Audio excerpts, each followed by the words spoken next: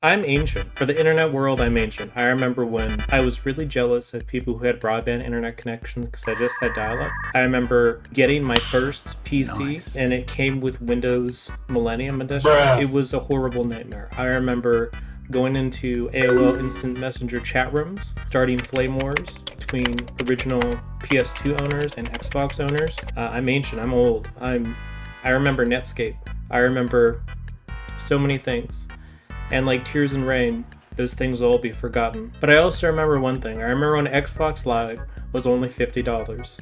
And that seemed like it was an infinite amount of money as a kid because a new game also cost $50. So what did I want to get? A new game or something that I could only play Halo 2 on? The answer was always something I could only play Halo 2 on.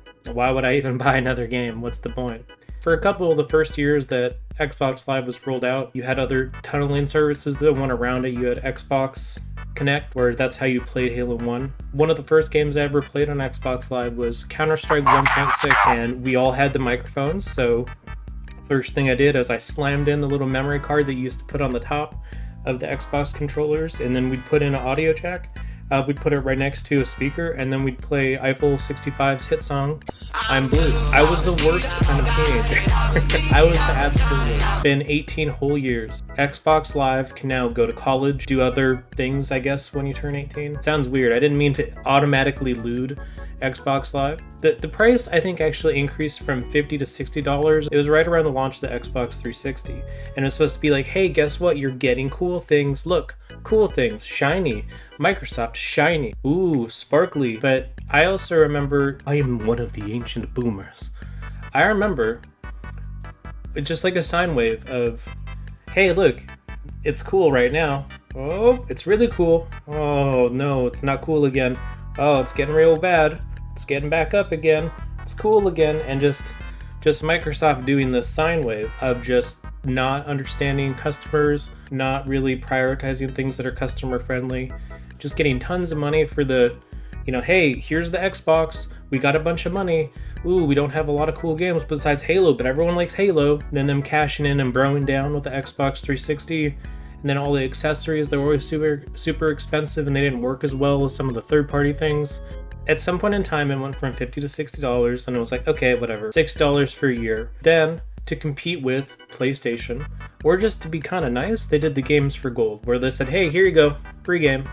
I think PlayStation actually had to start giving that away with PS Plus when the PS4 came out, because it was just like an awesome deal. The games have since been awful. Do a quick rundown of some of the games that are on Game Pass versus, over here, versus the games that are on Games for Gold. I stopped looking at Games for Gold.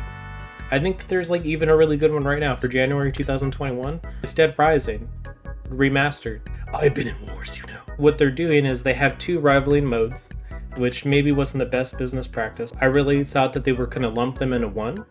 In a strange turn of events, it looks like Xbox has decided to double the price from $60 to $120 in a move to kind of force everyone to go from what they wanted to traditionally over here to now.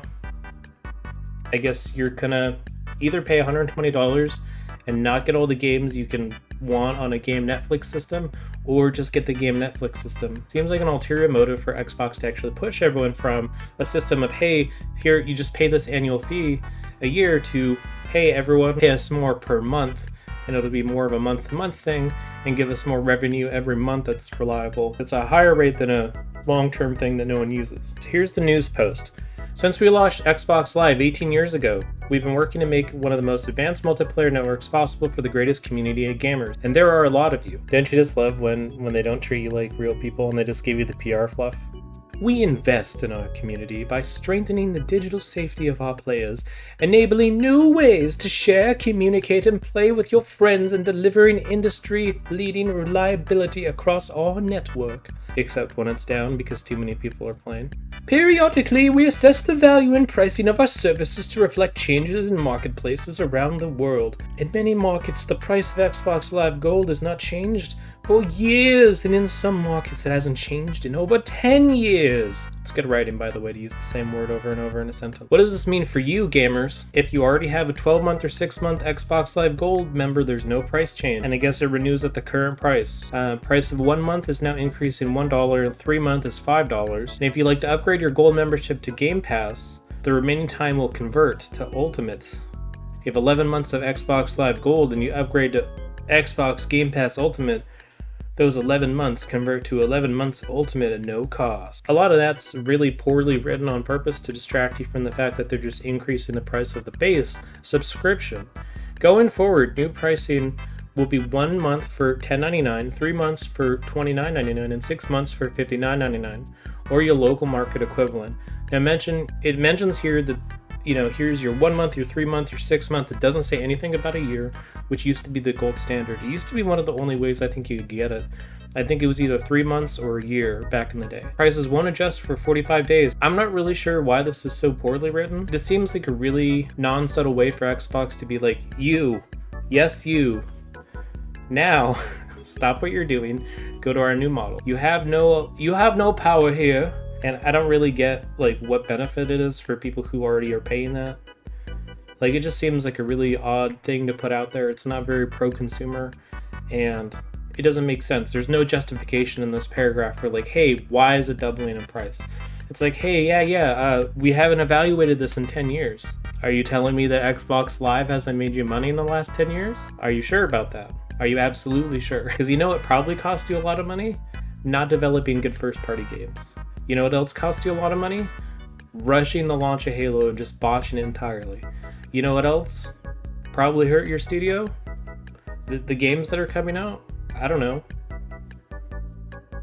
Almost everything else you've done from 2013 to 2017 just seemed like a non-stop era of blunders. What about the Kinect thing that was forced for so long?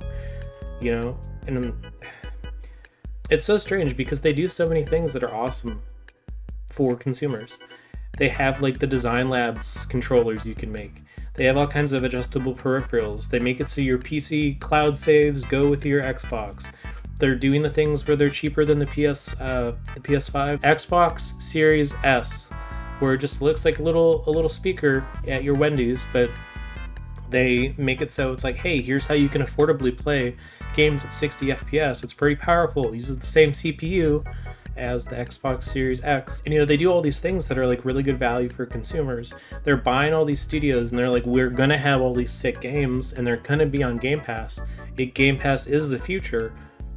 But then to be hey, by the way, if you don't like what that is though, you're gonna have to pay us 200%. It's strange.